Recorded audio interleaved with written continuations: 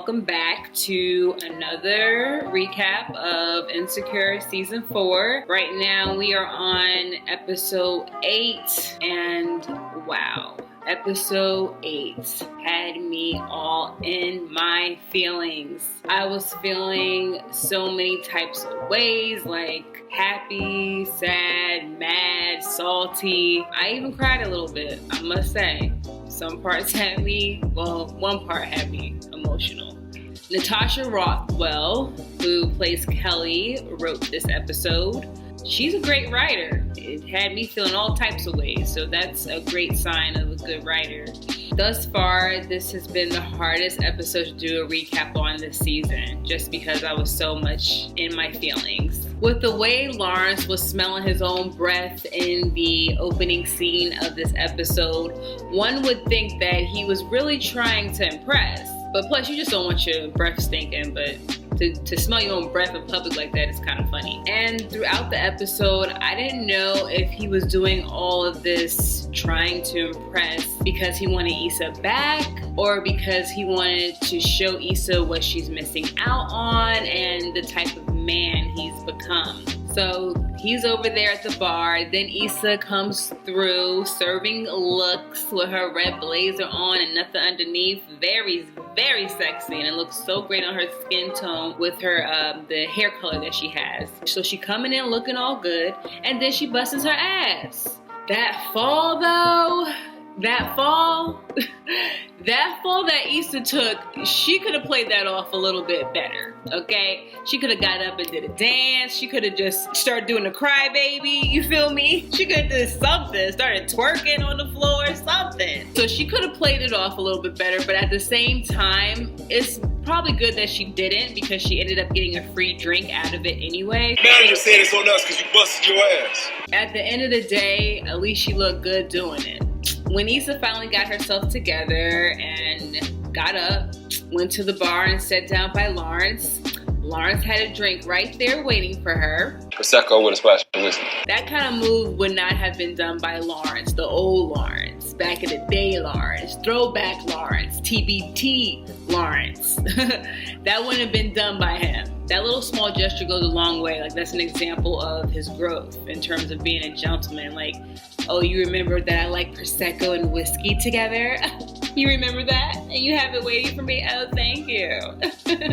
That's sweet. That's sweet. But I do not understand the whole mixing Prosecco and whiskey, though. That sounds disgusting to me. Like, yuck. Gross. Barf. Ugh. Like, I don't know who does that. I don't know who does that, Issa. Issa implies that she's much classier these days, and she only mixes her Prosecco with vodka. I don't know if that's better.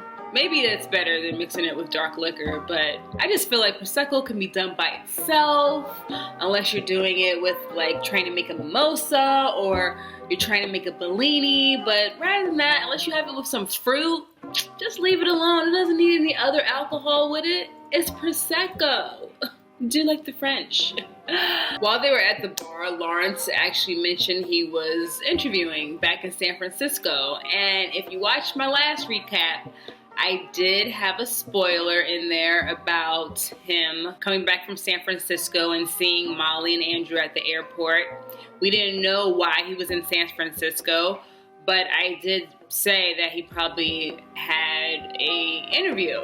When he told Issa that, he was saying how he didn't want to be afraid to, like, move on. And then all of a sudden, Lizzo's song comes on. Why men great so they gotta be great? Then Issa brings up Lawrence's breakup with Condola. I heard about you and Condola. I'm sorry. Girl, you are not sorry. If you were really sorry, you would not be there right now. Stop it. You would not be there with that sexy ass red blazer on with nothing underneath, showing your beauty-liciousness. When Issa did, give her condolences about Condola, oh shit, condolences about Condola. I thought that's where they got her name from before I knew that Felicia Richard's daughter was named Condola. Before I knew that was the origin of it, I thought they just made up her name from condolences, because it's like, sorry Issa, my condolences. Condola, get it? When she mentioned Condola, that would have been a good time for Lawrence to say, hey, yeah, we're not together right now, but I don't know what's going on. We're still trying to figure things out. Instead of just saying, You know what? We don't gotta talk about that. Issa and Lawrence being bothered by all the commotion that started going on in the spot that they met up at was also a low-key sign of their growth. Like, they wanted something more chill, loungy type, not clubby, loungy, so we can hear each other talk. And just listening to a little bit of good music in the background. Just a hint of good music. I do just like how they advertise different spots of SoCal. I feel like when we have the opportunity, when this COVID-19 situation kind of slows down, I would like to go back to LA and almost make it like an Insecure themed trip and just go to the landmarks that are featured on the show. So the next spot that they go to is a place that Lawrence suggested because he remembers Issa wanting to try it. Issa really should have told the truth about going to that spot already. She could have avoided that whole awkward situation with TSA Bay, aka Calvin. He came through like he definitely blew Issa's whole spot up. We used to get it in. Good times. I do wonder when that happened if Lawrence was thinking, oh, you ain't changed. Either way, Lawrence really definitely seemed to be enjoying it. It's very obvious that Lawrence is the upgrade and TSA Bay is the downgrade. I was just so embarrassed for Issa. I was so embarrassed for her. Could you imagine? Like, my stomach jumped. It was so relatable. Nobody wants to go through it, but it's more hardcore when like a girl goes through it because it's just that whole double standard. And then after it happened, like Lawrence had to make her even feel more salty and act like he was about to just bounce. It was a joke, but I thought that was whack. She already was feeling down. It was like you were kicking her while she's down. I thought that was a jerk move, and I feel like he actually made a lot of douchebag moves throughout this episode a bit. So Lawrence gets this fancy Uber and he's like, Yeah, maybe I changed too. as he opens the door for Issa. And you know, to me, that was another clear sign that he was like, you missing out on all of this. You could have had all these Uber Deluxe rides all day, every day if you didn't F up with a brother like me. That's what he's saying. Just throughout the whole episode, for the most part, it seems like they both had something to prove. If you remember in the Thanksgiving episode, Issa told her brother that while Lawrence and her were dating, when they went out to eat and stuff, Lawrence was not paying. So yes, this is a whole 180 for Issa, with Lawrence taking her to a nice restaurant, splurging on the Uber, and just treating her like a gentleman. It was almost like he was trying to do it for himself. He wanted to prove that he is that good guy that she's missing out on. In actuality, this is how he should have been treating her from the jump. And men can find ways to be charming without spending money. If he acted like this some years back, maybe Issa wouldn't have stepped out of the relationship. Like the Uber driver said, start off the way you want to finish. I can relate to Issa wanting the Uber driver to be quiet, but I must say she was spitting some gems. She was speaking some wisdom. Better go on and lock that down if that's the one you love. And then that's when Lawrence says he bought a ring. It's just another way of him saying you missed out. Like, why did he have to bring that up? Issa never saw the ring. You never asked her to marry you. You guys are broken up. Why are you bringing that up now? Like, oh, I would have wiped your ass if you didn't mess up. And I'm thinking to myself, okay, you couldn't even pay my way when we went out to eat. So where was this money? Him bringing up the engagement ring, it feels like, you know, he's trying to do some Jedi mind tricks, mess with her head. It just seemed like he was making her try to feel like crap. Oh, you just realized you ain't shit, huh? When they're at the restaurant, Lawrence wants to make sure they don't tiptoe around the conversation. That almost seems like hypocritical coming from him, since he made the suspense drag out for like 3 episodes. And he finally asks the question, what would have happened if we stayed together? I definitely feel like Condola triggered him to consider that.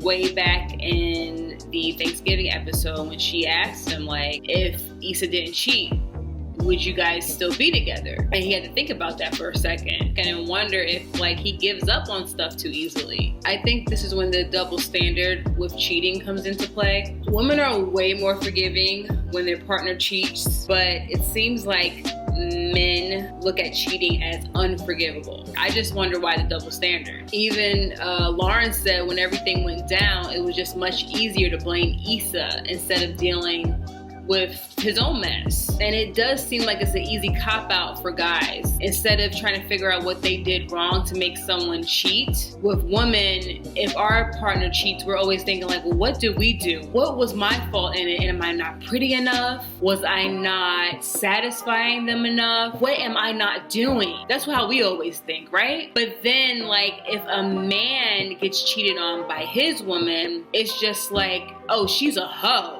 She cheated on me, she's a hoe, this and that. She's degraded. She's just out there, which that might not even be the case. So it's like easy to break up with a person. Like, yeah, I broke up with her, she cheated. Yeah, man, yeah, dog, you should have left her. She a hoe, dog. You can just chop it up like that. Oh, she a hoe. She was a hoe.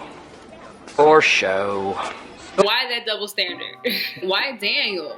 Or could it have been anyone? I feel like for women, that emotional cheating is real. Like, having that emotional connection does definitely come first, and it can get you. Maybe some men have it too, but most women definitely have it. Like Issa said, Daniel was giving her attention when Lawrence wasn't. It just felt good to feel wanted. And as people, man or woman, as people, we all need that. When explaining how bad things were between her and Lawrence, Issa had to say it was to the point where she would get off of work and have to drive around just so she can avoid coming home. Damn! And I know that had to hurt Lawrence. He had to take a gulp of his whiskey when that happened, when she said that. Nobody wants to hear that. But from Issa's perspective, they were basically acting like roommates. That's when Lawrence revealed his truth. He said it was hard to see her get up for work every day while he was there left behind having nothing to do. I feel like with men, when their career's not in order, when their money's not in order,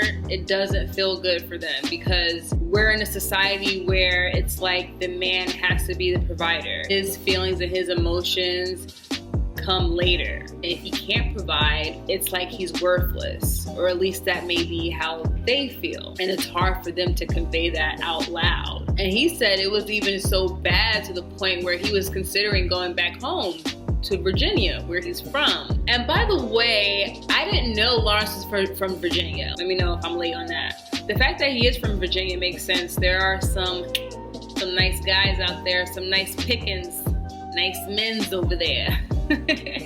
Shout out to my 703s! It just seemed like during their relationship, it was hard for both of them to say those things out loud. Communication really does save relationships. But it's good that they finally both got through that moment, and they're at a point now where they can have a serious, mature conversation and try to just figure out where they both went wrong in the relationship. But even after they laid all that on the table, like, in real life, dudes were on social media still trying to defend Lawrence in this relationship. I mean, even Lawrence, like Jay Ellis, who plays Lawrence, he was on the after show talking about Lawrence did nothing wrong. He did nothing wrong. And I mean, I know he was joking, but like, he was low-key serious. I didn't like how Lawrence was texting Condola throughout the night, mostly because it was rude. And it seems like he kept leading Condola on through text too. He made it seem like he could possibly meet up that night, even though he was busy with Issa. It was getting later and later, and Lawrence was still giving Condola false hope. When she first texted him at the restaurant, he should have just said, let's stick to Tuesday, because he was busy, and left it at that. During those moments, he just came off like he was trying to be a player, and a bad one at that. As much as I understand that he needed that moment in time with Issa, when it came to Condola, I think he could have went about it differently. And why did Condola want to see him sooner? From the way she was texting and calling, it seemed like it was urgent. Some people were online speculating she was pregnant. I hope not. I think she's smart enough to know better. And when Condola calls Lawrence when he's with Issa at the art walk, that's when more truth comes out. Yeah, I'm not really sure what's gonna happen between us. He finally says that he doesn't know what's gonna happen with her. But one thing is certain, that Condola and Issa cannot be friends. I'm surprised Condola didn't end up texting Issa. For real, for real. Lawrence tried to change the subject by pointing out some of the arts, and he ends up buying some art for himself. You never see what art he bought, but I'm curious to find out. Maybe we'll see next episode when Condola comes over and they finally have that conversation. When Lawrence invites Issa into his apartment once the night's over, just to show her how much he's changed, Issa goes into the bathroom, and I can just imagine Issa in the bathroom having pep talk with Mirror Bitch, like, girl, what should I do? Should I hit it or not? And Mirror Bitch is like, you might never have this moment again. You better get it in while you can. He might be with Condola tomorrow. While Issa's in the bathroom, Lawrence returns Condola's call. Issa comes out of the bathroom and overhears him talking to Condola. After knowing Lawrence was on the phone with Condola and did have plans to actually see her that same night, Issa still wants to get the D. She still wants the D. And she's very smooth with it too, and very open and honest, like, and vulnerable as hell. And it was kind of sexy. You make me happy. When she said that, I know Lawrence loved it, and I really think he needed to hear it. As much as Issa's vulnerability in that moment made my heart melt, I'm not sure if I want females to think that they should be going out like that, you know, chasing after the D. Lawrence could have literally had sex with Issa and Condola that night if he really wanted to. He could have been like, after Issa and him had sex, you ain't gotta go home, but you gotta get the hell out of here. And then going off to Condola's place. The thing I want ladies to know is that Issa cheated, right? So she kind of had to put it all out there like that. She had to be vulnerable like that because he wasn't going to make the move. She had to let him know that she wanted him. Because truth be told, as fine, as confident as Lawrence may appear, after getting cheated on like that, he still has some insecurities, right? And then plus, like about an hour ago at dinner, you know, Issa said she used to drive around just to avoid coming home to him. So yeah, there's a lot going on in his head right now. Issa's vulnerability and shooting her shot like that, this is an exception to the rule. This is because of their circumstances. I don't want people to think that like this should happen. I'll be damned, like minus all the cheating and all that history that they had. If I was Issa in that situation and I came back out the bathroom and I hear you on the phone with a female and you're about to go to their house or meet up with them after being with me, I am going home. I am chucking my deuces and I'm going home and putting my pajamas on. And then the morning after sex was so unrealistic. Like, where's the morning sex? Everyone loves morning sex. Like, that's the best. But I feel like this show, they're just not really realistic when it comes to the sex scenes because people don't want to show their bodies, which is understandable. And people are not trying to do it with the lights on. Keep them lights off. But it's cool. Y'all scared. It's cool. In the morning, Issa mentions San Francisco, and Lawrence is like, maybe. Maybe. Why are you gonna miss me? That was such a knucklehead response, like, okay, narcissist. But I just wonder, was that whole night closure for them, or are they left in limbo now? It just seems like they would be so good for each other now, just with where they are in life. They have great back and forth banter that comes naturally. They really like each other. They really know each other. Like, they really are friends. That morning after they had sex, Lawrence asked Issa if she was okay. It was like he was asking her because he laid the pipe down so good that she could be sprung. Chill out, boy. She just got up. She was ready to start her day like a true G. She was good. And I'm wondering, is he okay? Or is this just gonna be like a friends with benefit thing? It seems like they both feel good about how the night played out. And there's no expectations. We got 2 episodes left, y'all. 2 more recaps. Until next time, y'all.